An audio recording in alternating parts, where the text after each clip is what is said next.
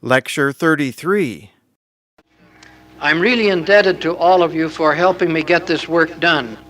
Let me tell you what has been happening in the church in the last 25 years on the Book of Mormon. There have been two approaches to it, one topical and the other textual. The topical approach is to read the Book of Mormon quickly, and if it talks about Laman and Lemuel disobeying parents, then we spend our time talking about obedience to parents. Or if it talks about faith, we talk about the entire lesson is on faith. That's the topical approach, using the Book of Mormon as sort of a launching pad. That is a very difficult way for me to learn the gospel. So I teach it the other way, which is the textual approach. So that when you read 4 chapters of the Book of Mormon, you not only picked up faith and obedience to parents, but about 15 other subjects too. Because your needs at this particular time will be different from the person who's next to you. And I've found that if we take the textual approach, the tendency is for us to all be fed. Or if we take it topically and just deal with 1 or 2 topics, it may or may not fit your present needs. It's sort of the way that Brigham Young used to give his speeches. They were, when I was in charge of speech training here at BYU way back in the 50s, I used to teach all my students to give speeches like Brigham Young. And it was called the String of Pearls speech, in which you would develop a beautiful little 2.5-minute nugget, complete. Move right over to another 2.5-minute logical, like a lot of little 2.5-minute talks. And before you were through, you would cover 10 to 12 subjects, all different, all exciting. And when people went home from listening to Brigham Young or Joseph Smith, they'd sit down at the table and say, "Wasn't that a great speech? Oh, that was tremendous. What'd you like about it?" "Well, I liked this part." "Well, the thing that I needed was right over here. But this is what I liked." And so you find everybody was fed. And what these prophets would do would let the Spirit whisper, "Okay, cover this." They'd cover it. "Now what?" They'd cover it. "Now what?" "Cover it. Now what?" That's the way they would speak under inspiration. And Brigham Young commented on that approach to the gospel on one occasion. And he said, what we do is to take the whole universe and bring it down until you can hold it in the palm of your hand and share it with people. He said the sectarian approach is usually to take a little tiny text like this and expand it into the whole universe. So he said, we do it the other way around. And then we pass around all these little pearls. And that's how the saints are fed. Now to me, that's what the textual approach to the Book of Mormon does. If you do it in depth, so that you're gleaning out the hidden treasures all the time. So, when I started this approach, this is not the popular approach. Hasn't been for many, many years. The professional pedagogians have felt the topical approach is the only way. So they said, well, try it out and see. So all my classes are experimental classes. And they don't watch me, they watch you. Can freshmen and sophomores take a course that they used to reserve for graduate students? That's what this course is all about. Can you take it? And I'll tell you, when I flip through your exams, which are highly technical, these are not easy exams. I flip through the exams and I see -3, -11, -7, -5, -13, -2, -1, -0, -21, -23, and then occasionally -50, -62, -3, -4, -5. Well, then I know you're getting it. If you can answer those technical questions, I know you can answer the other questions, the many, simple questions. So I've been grateful to you to stay with me, because if you were discouraged and couldn't do this, I would be discouraged, even though the Spirit has pushed me hard to go this route. And I've gotten tremendous help while I've been preparing it and working at it. And I usually spend about 5 hours to 6 hours a day on research to do this, and have for 7 years, to get as far as we've gone. But if it hadn't been for you and classes like you, I would have gotten discouraged long ago. But this is the way I like to be taught. I actually teach the way I like to be taught. And the textual approach doesn't depend on me at all. It depends upon you and your reaction to it, and what you tell the dean or what you tell your parents, etc. And kind of an exciting thing has happened now as we finish the 3rd volume. It'll take me about 1 more year to round out the 4th. All of a sudden, I'm going to be in Nevada and Arizona the whole first part of the summer talking on this subject. In California, all next winter, about 2 weekends per month, talking on this subject, which the stake presidents have asked for. because you went home and bore your testimonies that you had a testimony of the Book of Mormon from studying it textually. And I'm grateful to you for that, because I knew if it ever caught on, we'd have a new era of Book of Mormon study. We've studied the Book of Mormon superficially for over 130 years. And in 1832, God said, as I've quoted to you in the 84th section of the Doctrine and Covenants, the whole church is under condemnation and a curse of ignorance for not taking that treasure that I went to so much trouble to put in their hands and not study it and get the wonderful truths out of it that are in there. So you've been getting them out, and it just thrills me that you've done as well as you have. It's taken a lot of work, but look what you have now. You have the Book of Mormon. It'll be with you all the rest of your life. Like most people will not get it. And if you get your children to do that after you, we'll finally get a generation that God will say, now I'll give you the other 2/3. It's just waiting on this part being absorbed, and then we can have the other 2/3, and the prophet can be told to get out the Urim and Thummim and go to work. Now, just to cover some highlights now between the last 20 years of history now, to be sure that we got it. Have you noticed that signs don't impress people very much? Isn't that amazing? I notice that God every once in a while will say in the scriptures that the angels beyond the veil rejoice over a person who is as valiant and such a stalwart in the kingdom without a lot of revelations, dividing of Red Seas, rods into serpents, leprous hands, and water to blood, and doesn't have any of those miracles happening around him, but he conducts himself as though he were having those kind of spiritual experiences, as though angels were ministering to him daily. He's right in there all the time, and the angels beyond rejoice over that. Well, these people who were converted by signs in 1 AD were drifting away by 3 AD. And 10 years later, in 13 AD, they've gone off, left the kingdom. They have joined the Gadiantans, where you can make an easy living with just a murder now and then. They have gone back to the houses of the harlots, and all these terrible things are happening among the Nephites. The other program, the Gadianton program, became so popular that by 16 AD, the head of the Gadianton movement was ready to challenge the governor of the land, whose name was, real quick, Laconius, and tell him in flattering words that while he admired his tenacity of purpose, the fact of the matter was that the descendants of Nephi and the aristocracy, the ones who were the descendants of the bishops and the high priests of the past, those who were descendants of the judges of the past, they really should have been governing the people as an aristocracy. This whole constitution under Mosiah was a fake and a fraud, deprived them of their right to rule. And unless you capitulate and turn everything over to us immediately, I'm coming down when? When am I coming? The morrow month, next month, and wipe you out, men, women, and children. So just don't forget that, because we're big enough to do it now. And so Laconius gets this terrible blackmail threatening letter. Now I just want you to notice something, as we pointed out in the text. Look, this fellow Gideonhi really thought they'd been cheated of the right to rule. They're the aristocracy, they ought to be allowed to rule, and so that's his line of argument. Now Malachi had gone over and joined the Lamanites and said it was their right to rule. Remember that? Their right to rule. And their fathers were cheated by young Nephi out of ruling. But now you've got Nephites saying that they, as the descendants of the rulers of the past, when they had over 500 years of royal families, kings, all descendants of Nephi, they should be allowed to rule again. Now these king men have been rising up right along, and Mormon has avoided pointing out to us that many of them are descendants of Nephi, real wicked descendants of Nephi, who want to be king men and who claim they have the right to rule.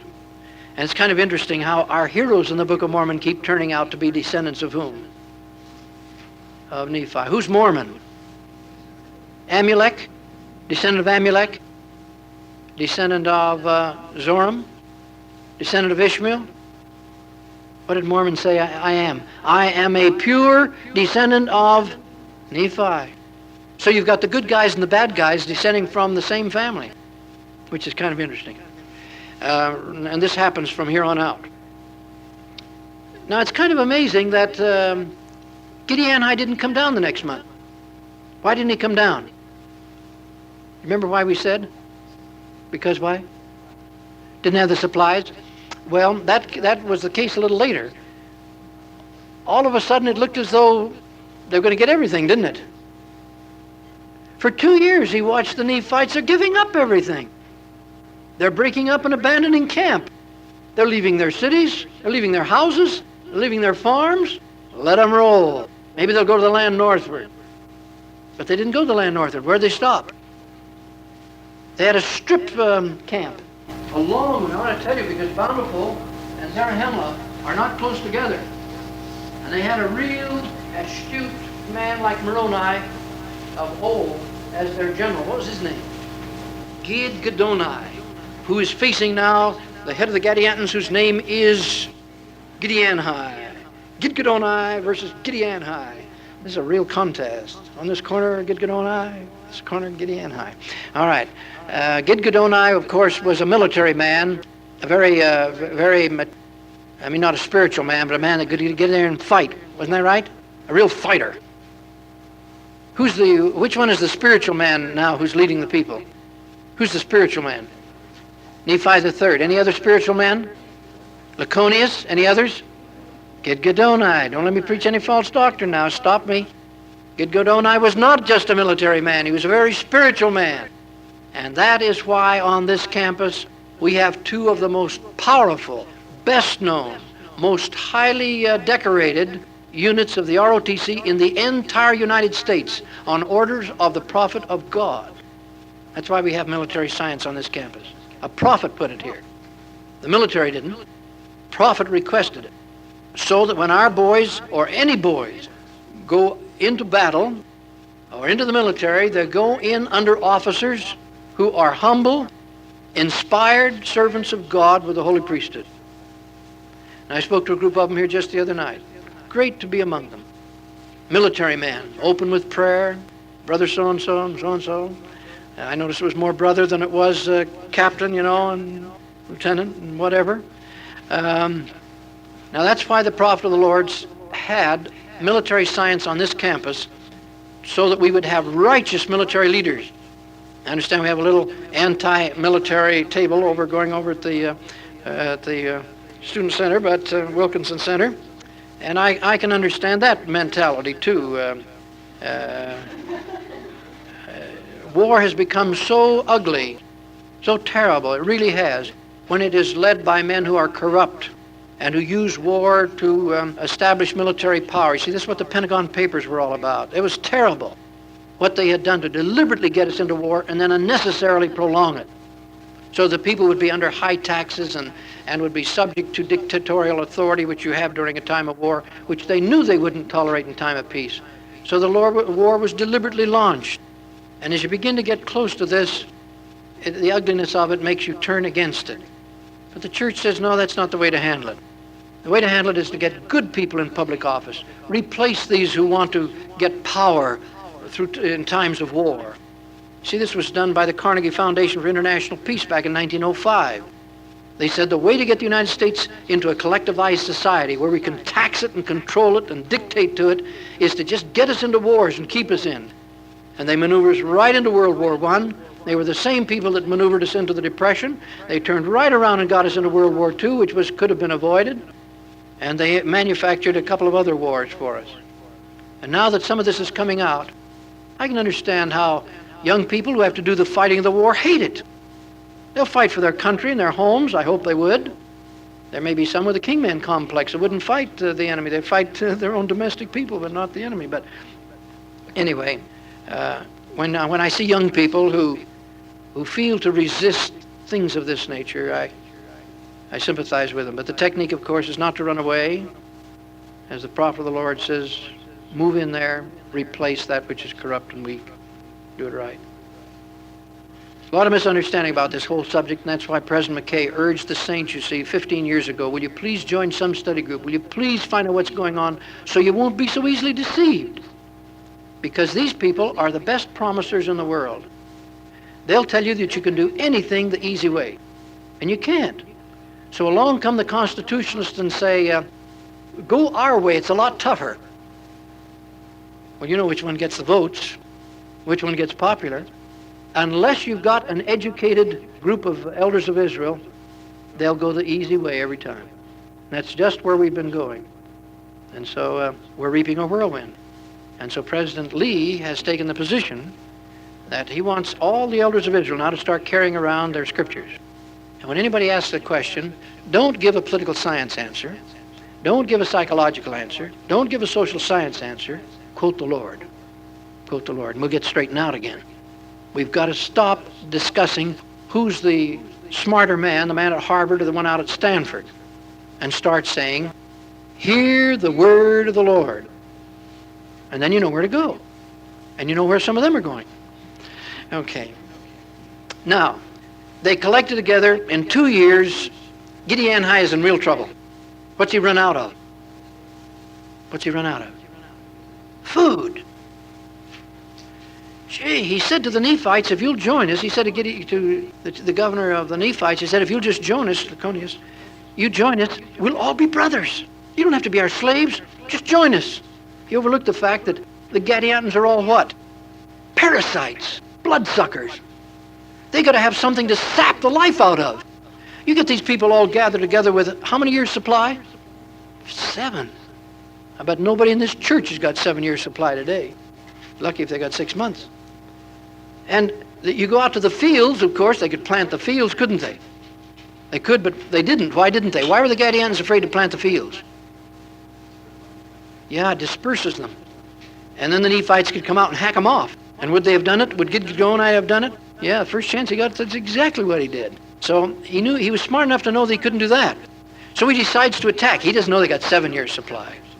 At least they got enough to keep going, and they're even eating lions and tigers and lepers up there in the mountains. Now it says predatory animals. They run out of goats and sheep and wild ox and what else. And they're eating predatory animals. They're so hungry. So they got to attack the Nephites. So they come down. They're wearing these sheepskin breechcloths dyed in blood. And then their hair is all shaved off. And they got their armor. And they come down. And they find the Nephites outside of their defenses. Isn't that amazing? They're not even behind their defenses. And apparently pleading for mercy. They're all down on their knees pleading for mercy. Gideon I says, I got him. I got him. All of a sudden, he got close enough to join, we call it, when the battle is joined, the forces come together. And all of a sudden the Nephites rose up. Were they frightened? Were they pleading for mercy? They were prepared to destroy Gideon. This was the worst war in the history of the Nephites. The previous one, 73 BC, had been the worst, when the Lamanites came up and tried to annihilate the Nephites. Now this is the worst war. And they were killed by tens of thousands on both sides. Who ultimately won? The Nephites started to beat them back. And so Gideon began to retreat. And how far did Gideon allow the Nephites to chase them? Just to the borders of the wilderness. Boy, you get up among those trees and in those rocks, these guys are experts. Boy, they know their guerrilla warfare. They know jungle warfare or mountain warfare, whatever it is. Don't go up there. The Lord had promised no victory in the wilderness, in the mountains. Just fight them down here. Did they take a lot of prisoners? No prisoners. Gideon said, take no prisoners. Don't encumber yourselves with prisoners. Yet we've got to cut down this murderous thing and cut it right out like an abscess. No prisoners at this time. Can't afford to. Just wipe them out if you can. What happened to Gideon? What happened to Gideon? Killed. Well, these people appointed a new leader. What was his name? Zemnariah. They appointed a new leader, Zemnariah. And Zemnariah said, well, now let's not do that again. Let's starve them out. So we'll get down and we'll just surround them, and they can't go out and get any more food. And we know we're practically out of food, so we'll starve them out. So they went down. Did they surround them? Who starved? Gideon starved out. Let me just tell you something about storing food. We checked ours over the weekend, just make sure we had a 2-year supply. And last night we had fruit, dried fruit, 13 years old.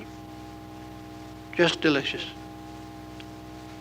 Now our children aren't used to eating dried fruit, so they don't know what it should taste like. And one of them said, Dad, this doesn't taste as good as canned peaches and pears. Well, no, canned fruit has a different flavor, but with cream it is delicious. if you're not on diet. And we had peas that were, I think, about 9 years old. We had homemade bread made of wheat that is 23 years old. And what else do we have that was old? It was all pretty old. Now, that was a delicious meal. And all the food was dehydrated or in grain form. And we don't know how long you can keep it, because they have now tested the vitamin content, and if you dehydrate food, it does not deteriorate. If you can it, it's only good for about 18 months. But if you dehydrate it, and Mother Nature seems to just lock it in. And if bugs can't get at it, or it's not exposed to heat and the sun, it can remain in a packed form, in a vacuum pack. We don't know how many years. And our oldest food is 13 years old, but it comes right back. Can you imagine the most ugly bunch of little pieces of white and red, and it kind of looks like spices. And you put about that much in the bottom of a quart bottle, and you leave that overnight in the refrigerator, and you have a quart full of celery, carrots, and radishes, and what else? Just delicious. And then my wife had sprouts last night, some kind of these little beans. What do they call them? Little tiny round green beans. Mum beans. And she takes they have a sweet flavor if you just take the hulls off, and they come off very easily after they're sprouted. Just delicious. So gradually we're learning how to do these things. And dehydrate seemed to be the route to go rather than canned goods. We have just enough canned goods to last a month, and that's all. Everything else is dehydrated. Anyway, we figured out that there's enough for our family for 2 years, plus a couple of other families for 2 years. And some of our children are just getting out of college. They haven't been able to store anything, so we've put up a little besides. But it's easy now to do it. But imagine that, 7 years, 7-year supply. They really brought it in. And they left a scorched earth policy behind them. You see, they abandoned their cities, didn't burn them down, but abandoned them, abandoned their farms, took every scrap of anything that would help the enemy. They just bleached the bones of the land, so to speak. So Zemariah, when he came down and he surrounded the people, thinking to starve them out, he starved out. And so he said to his people, this isn't very good, because at night Gidgiddoni sneaks out, and what does he do to us? He lops off about 1,000 at a time during the night. He would attack during the night, and he was just killing 1,000 or so at a time. So the people finally said, well, this wasn't a good idea to begin with, this idea of a siege. So let's go on up into a new territory. And so they headed up for the land northward. Did they ever make it? Did they ever make it? No, that Jacob does, but they don't. The people are righteous, and they head them off. Later on, they're unrighteous, and they don't head them off. And they do get up to the land northward. But at this stage, they are able to head them off. What happened to Zemariah after they'd captured everybody they hadn't killed? Was Zemariah captured or killed at first? They captured him. Then what did they do to him? Hanged him on a high tree, then cut down the tree after the manner of the ancients. And then they preached the gospel to the remnant who were in prison. Nearly all of them said, well, we're apostate members of the church, and we understand when we've murdered we can't be forgiven. But we would like to have the privilege of working out our lives the best we can.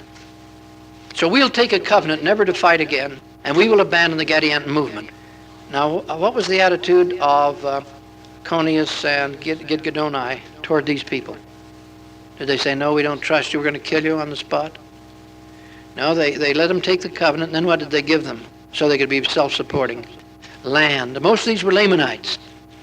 And they wanted to go back down to their own territory by themselves, and so they let them go. Some of the others, though, said, you're a traitor, traitor, traitor, and we'll never take any covenant. And what did Gidgiddoni and Lyconius do with them? Prisoners that didn't respond, wouldn't take a covenant, wouldn't keep the peace. They were all punished according to the law. And what was it? What was the law? Insurrection carried capital punishment. You cannot rise up and try to overthrow the government by violence without jeopardizing your own life, because you jeopardize other people's lives, and therefore the penalty was death, as we pointed out.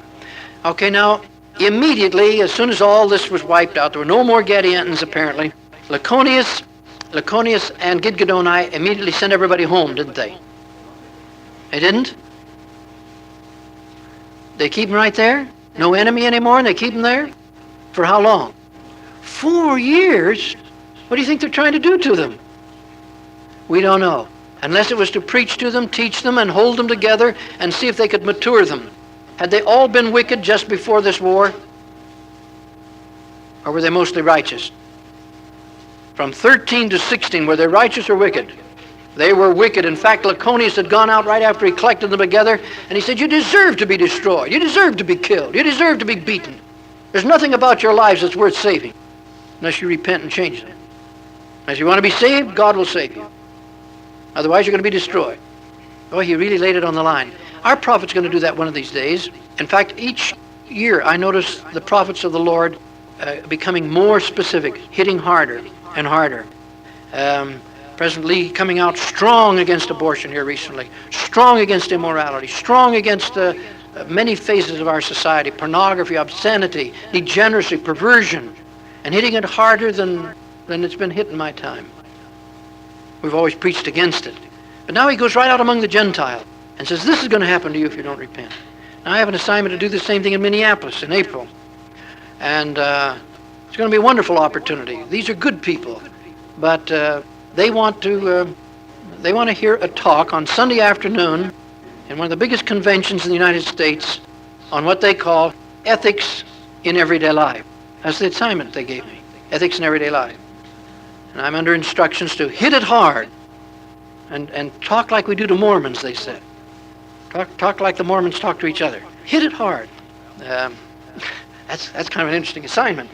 So I'm going to take a leaf out of President Lee's book, and I'm going to say, let me tell you what God said about this problem. And that's going to be my whole talk. I'm going to give the ethics or morality of life's patterns as God has told us how to be happy, how to have happy lives. That's all that ethics is about, as you know. That's going to be an interesting assignment. Well, after 4 years, they finally sent all the people home. They went back to their farms and their land. This is the last time we have horses mentioned in the Book of Mormon, except as it refers to earlier periods or to prophecy. And scientists have said, well, for the Book of Mormon to even mention horses is ridiculous because the Indians had never heard of horses when Cortez and Pizarro got over here. This is true. They thought the horse was some divine animal that their riders were attached to. They were so astonished when a horse stumbled and fell and the rider tumbled off. They thought they were attached and drew pictures to give to the Montezuma, indicating that they were divine creatures, man on top and animal below. And in fact, it was when a horse was wounded and died that they decided maybe Cortez wasn't a god after all. Maybe they could kill him too. Maybe they ought to. In any event, they said the horse was unknown in America. It was when Columbus came, Cortez and Pizarro. But now we're digging up the bones of ancient horses. But they never used them for cavalry, apparently. Only used them as draft animals, or to pull chariots and wagons. Anyway, it's mentioned there. Now, notice, you say, why does it? Well, that was an artist's concept. The Book of Mormon doesn't say he rode a horse. And that's why I put it in your book. I didn't want to embarrass anybody. But there is no reference to anybody riding a horse in the Book of Mormon. You notice that? And they're always marching somewhere. They never ride anywhere. You notice that? Now in Asia and Europe, they're always riding somewhere. They're not marching anyplace. They're riding somewhere. Not here. These people always march, and they're always real tired when they get there. You notice that? No reference to a person on a horse. Not that it couldn't have happened, but nothing in the Book of Mormon indicates the use of the horse as something to ride. So when Brother Freeburg put Helaman on a horse, why, that was an artist's prerogative, I guess. And who knows, he might turn out to be right. I'm just going by the Book of Mormon, based on what we have there. There might have been some exceptions, but that's all I have to go by. Now, what year did they all go home? What year did they all go home? 26 A.D., 26. By 29, they're already back to Gadiantonism. They're prosperous. They have 2 years of prosperity. Gadiantons rise up and say, look, you can get it cheaper and faster with a murder here and there. Take it away from the ones that have got it. And Gadiantonism infested almost in 18 months that practically the whole people. Now, they had become so strong by 30 A.D. that Jacob, who was their leader, said, what we ought to do now is take over and make ourselves king, like Gideon and I tried to and couldn't. So let's kill the chief judge and take over by force of arms. So in 30 A.D., did they kill Lyconius? Did they kill Lyconius the prophet? Who'd they kill? Lyconius II, who was his son. He'd just barely taken over as chief judge, which tells us Lyconius had just died. So he must have been along in years when he passed away. And no reference to his death. We just are told that Lyconius II is now on the throne, or is governor, and they kill him. Did Jacob get to be king? Not of the Nephites, but he did get to be king of whom? Of the Gadiantans. But that's no percentage. I mean, he was that already. He was the leader of the Gadiantans already. All he got's a crown. He wants to be a parasite and bleed the Nephites. But as soon as their chief judge was killed, what happened to the people? They panicked. They lost confidence in the central government. And when you lose confidence in the central government, to whom do you turn? Your family and immediate friends. And as they do in Sicily, if you're not blood relatives and you want to join the movement, you have to cut the finger, and they put the two fingers together like this, and then they become blood brothers, they say. That's how you join the mafia. Well, they degenerated into tribes, but did they repent? They repent. And the tribes then ganged up together and said, we will resist whom? They don't want to fight each other. Who do they want to resist? They hate the Gadiantans. And so, even though they're very wicked themselves, they hate the Gadiantans. So what did Jacob decide to do? Flee to where? The land northward. Did he make it? Yes, sir, these wicked people weren't on their toes. They didn't have a Gidgedoni around to have a counterintelligence service, a little FBI doing a little sleuthing on the side. And as a result, Jacob was able to get away with all of his people. And they went up and they built a city called Jacobuga up in the land northward. Isn't that a terrible name? Jacobuga? That sounds like a Gadianton. Gideon, hi, Jacobuga. And so they got established up there. Now, they'd only been there a couple of years, so they really just barely got going. When 33 A.D. ended, Nephi III had just had a wonderful, recent 6-month experience. What was it? After the Gadiantans left, Nephi III had a wonderful, encouraging experience. What was it? Yeah, the people began joining the church. So that by the last half of 33 A.D., the church was beginning to restructure again. And that was so thrilling to Nephi III because he knew they were very near now to the death of Christ. He knew the scene was set, and finally he was able to get a few of them to come to their senses, and so he began baptizing them in quantity. 33 A.D. ended. How many days are the wicked in the American continent away from total annihilation? 4 days. New Year's Day, and 3 days after that, and it's all over. Jesus is in the last week of his life over in Jerusalem. On Palm Sunday, the day right after the Sabbath, he came riding into Jerusalem, and about April the 29th, we'll be there. Let's see, no, yeah, April 29th, I guess we'll be there, and we'll be on the Mount of Olives, and I'll point down to the old Roman road, which still exists, where they came from Bethpage right down to the bottom of the Mount of Olives over on that side. They came around the side of the hill, and they went right down across Brook Kidron and right up onto the Temple Mount. And we'll stand there and remind ourselves of the first Palm Sunday. And when he got over there, the Greeks who were converted to Judaism came to ask him a few questions, and he straightened them out. And he blessed some children, and then he departed and left. And the scribes and Pharisees and the leaders of the people were beside themselves because the people were all calling him the Son of David, the great Messiah, the one who comes. And they got to do something about that. That's terrible. So he went back to the house of Mary and Martha that night, stayed with Lazarus and the family. Came back the next morning, you know what he did? Monday morning, you know what he did? He came striding into that temple and just turned over tables and loosed animals. And the temple guards just stood there in amazement. They were scared to touch him. He cleansed the temple the second time. He cleansed it the first time he came to the temple. This is the last time he's in the temple, and he cleansed it. On Tuesday, he came back. He healed all of the sick. He blessed the little children. He was taken on by the very best attorneys that they had. The finest Sadducee scholars of the law took him on. The top Pharisees, rabbis took him on, and he made them all look stupid. And finally, one of the lawyers came up to him and says, Master, what would you say the greatest law is? Gee, there are hundreds of them. If you chose one, you're in trouble. What's the greatest law? You could argue day and night. And Jesus said, "Hear this, O Israel. This is the first and great commandment. Thou shalt love the Lord thy God with all thy heart, might, mind, and strength. And the second is like unto it, thou shalt love thy neighbor as thyself. By these laws hang all the law and the prophets. By these commandments hang all the laws and the prophets." And the lawyer, he's a student, you see, of the law, Mosaic law. He says, "Master, thou hast said well.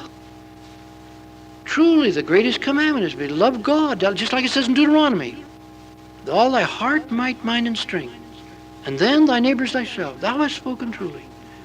And Jesus looked down at him and said, "My son, you are not far from the kingdom of God." That was Tuesday. And then toward the afternoon, he went up on top of the wall, looks out over Jerusalem. It's quite high. Mount Moriah is quite high. Looks down over the lower city and the upper city. And there he stood and he said, "Oh, Jerusalem, Jerusalem, how often I would gather you together as a hen gathereth her chickens under her wings, and ye would not. I am the Jehovah of the Old Testament," in other words. "Now," he said, "your city is left unto you desolate." And he walked out of the temple area, went down across Brook Kidron, went up on the other side. His disciples, 12 apostles, were with him, and he sat down on the side of the mountain, and they said, "When will you come in power?" He said, "Let me tell you something. Consider the fig tree. When it begins to blossom and leaves come out, you know that spring and summer is nigh. I will not tell you when I'm going to come in power, but I'll tell you the season." And he gave him that wonderful 24th chapter of Matthew. That was his last sermon before he was killed. The next day he was betrayed, and on Thursday, not Friday, he was crucified. He was in the tomb 3 days and nights, resurrected. So our Book of Mormon really has a story to tell. Just the moment that sun began to become dark at 12 noon in Jerusalem, things really began to happen in America. In Jerusalem, they had a tremor. That great old temple over there that had been built by Herod began to rock. The veil was torn from top to bottom. It became terribly dark, like it was going to be an awful storm. People were frightened by the earthquake, but that's all they felt. They had 3 hours of darkness. In America, we had 3 days of darkness and 3 hours of the most horrible, terrible destruction you could imagine. The handout that you just have on the back side is, I said to the artist, now I want you to capture the feelings of a human being in a situation where all nature is in total chaos. And if you look on the back side of that picture, that's what they came up with. These are 2 identical twins that teach art up in Salt Lake City. And I've used them because they're fast and they have wonderfully creative minds. They capture a concept fast. And in this sketch, you kind of get the feeling of what it would be like to have the earth opening up around you. Everything in devastation. People are sliding and slipping and falling, and there's a terrible storm, some being carried away by the whirlwind, etc., etc. That's where your lesson begins tonight when you start filling in your blanks. Okay.